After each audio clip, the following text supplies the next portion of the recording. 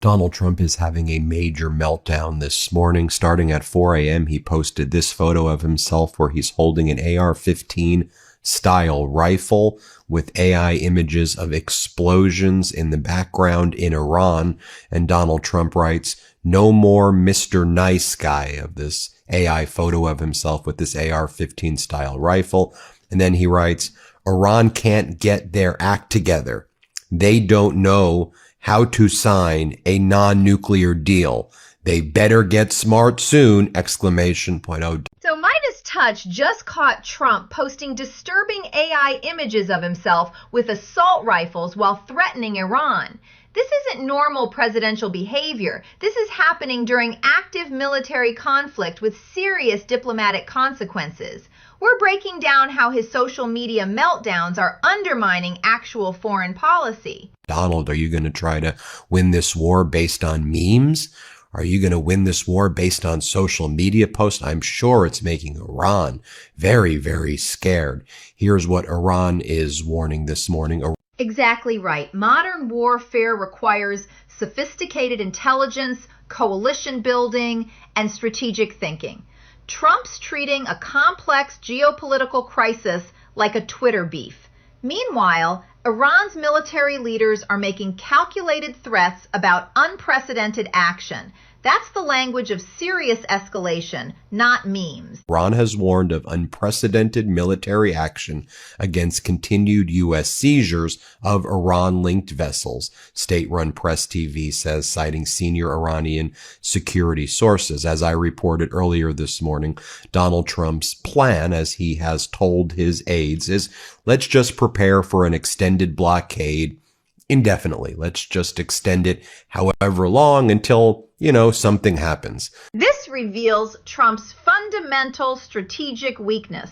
He's trapped between wanting to look tough and having no actual plan beyond blockade forever.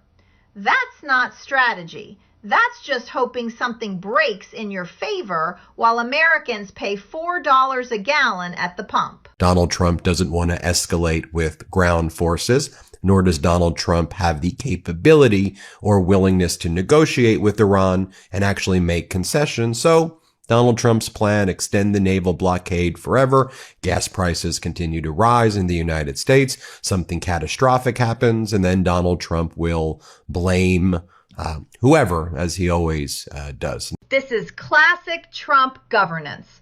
Create a crisis, have no exit strategy, then blame everyone else when it fails. Americans are literally paying the price at gas stations while he poses with fake guns. The pattern is always the same: maximum chaos, zero accountability. Trump said by Wednesday morning, the oil pipelines in Iran and the oil storage was going to get so congested and so full that there was going to be a overpressurization, and that was going to lead to an explosion, and Iran would be destroyed this morning. That didn't happen. Trump went on Fox News and made specific military predictions that were completely false. That's not just lying. That's spreading disinformation about active warfare. Fox gave him a platform to mislead Americans about military operations. That's dangerous during any conflict. We know that Donald Trump lies about everything. We know that was a ridiculous lie. I just find it interesting that he can say something like that on Sunday and say it on, a widely viewed cable news program, and then it doesn't happen. It's like, yeah, that's Donald Trump. He just lies about things. It's just Donald Trump being Donald Trump. We can't normalize this. When presidents lie about military operations during wartime, it undermines public trust and confuses allies. This isn't Trump being Trump. This is the commander-in-chief spreading false intelligence to millions of Americans. That has real consequences. This analysis by Robin Energy suggests that the U.S. blockade of Iran's oil exports will not cause catastrophic or even very serious damage to its upstream oil industry. If and when the blockade is relaxed, Iran will probably be able to resume production promptly at about 70% and regain most of its pre-war capacity within a few months. Other Iranian commentary that's out there, Asina Tosi explains, points to several ways to mitigate storage pressure from this U.S. blockade without even shutting the wells in the first place. Expert analysis shows Trump's blockade strategy is both ineffective and unsustainable. Iran has multiple ways to manage storage pressure, yet Americans are paying the costs of his failed approach. He's causing economic pain here while achieving nothing strategically there. One of the things that we're learning as well is that over the past 24 hours, Donald Trump's been coordinating this plan that I just mentioned with oil executives. Oil and gas executives are now basically Donald Trump's cabinet. I mean, we knew that before. When it came to the invasion of Venezuela, it was Donald Trump and oil and gas executives mapping it out together before Donald Trump never went to Congress, before he even informed Congress. Trump missed the War Powers Resolution deadline weeks ago and continues violating constitutional requirements for congressional approval. Instead of briefing lawmakers, he's plotting military strategy with Chevron executives. That's corporate influence on warfare, not democratic governance. The official said the group discussed steps Trump has taken to alleviate global oil markets and steps we could take to continue the current blockade for months if needed and minimize impact on American consumers. Minimize impact on American consumers. That's what Donald Trump is discussing with the Chevron CEO, Mike Wirth, and other major oil and gas CEOs. Oil is hitting $110 per barrel, and these executives are profiting massively from the conflict. They have financial incentives to extend this war indefinitely, while ordinary Americans suffer at the pump.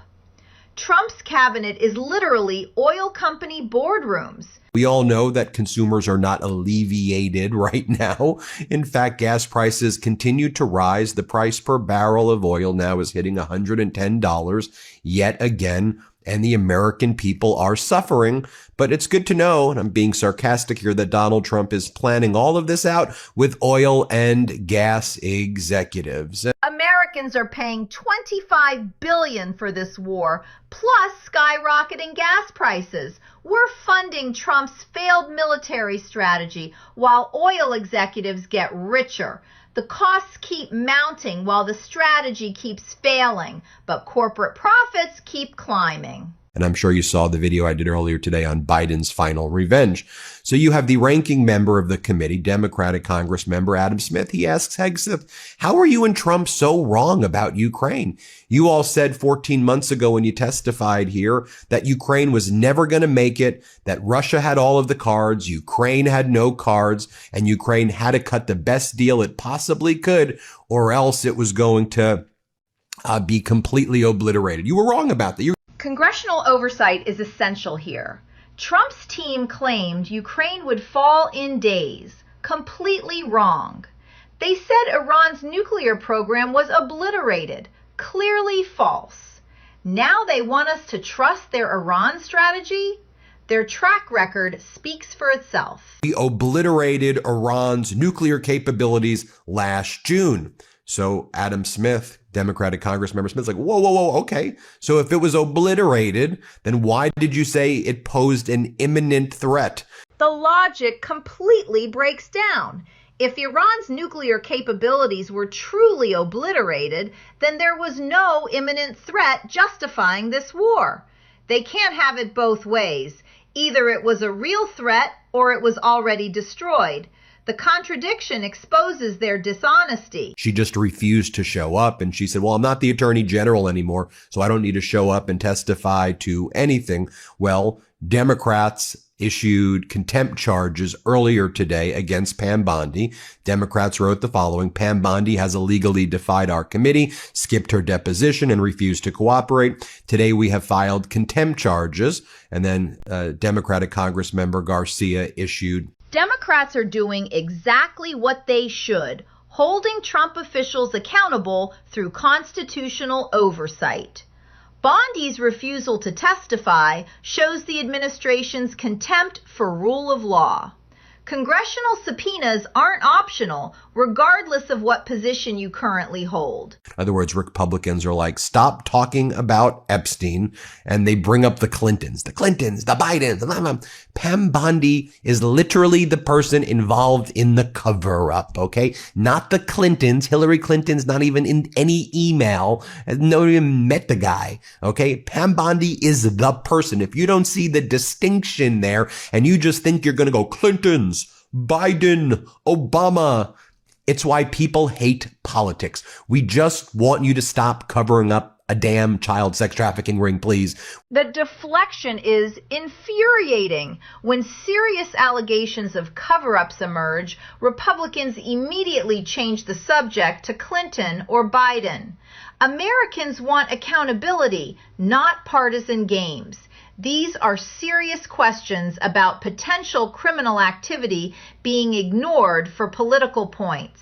We just want you to be normal and not post photos of yourself with AR-15 style rifles and say, no more Mr. Nice Guy, like it's some horrific Rambo movie, but we're all non-consensual extras in this dystopian reality TV show.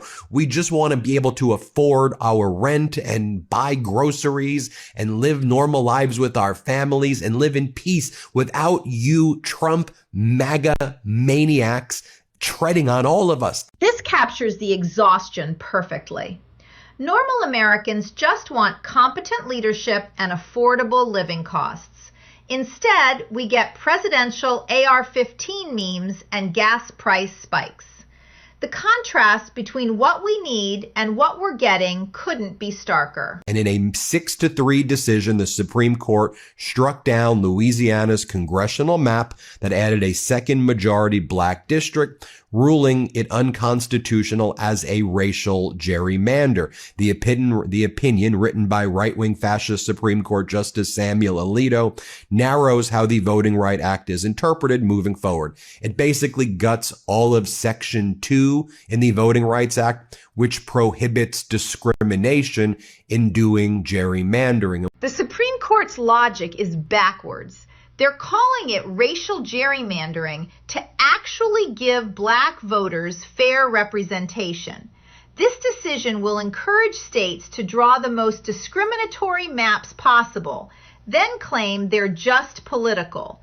It's gutting voting rights entirely. So what this is going to encourage all states to do is draw the most racist maps imaginable and just say political, and then they're going to cite this case. So we'll keep you posted every step of the way. I'll do a longer take on it to really break it down. Of course, Legal AF will do some good takes on it as well to let you know the implications. But this is what the Trump regime does. They're losers. And when they're backed into a corner, they rush to their right-wing Supreme Court justices for help. They have a very dark, fascist, disgusting vision for this country that you see right now. When Trump can't win democratically, he runs to his Supreme Court appointees for help. First, they gut voting rights. Now they're enabling racist gerrymandering.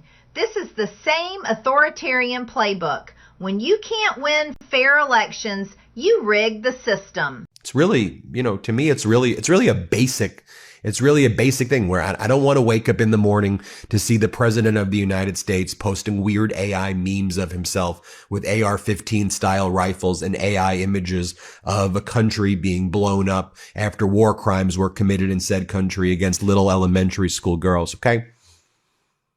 I don't want to see that. I don't want to wake up to that in the morning in my country, in these United States of America. You tell me how you think.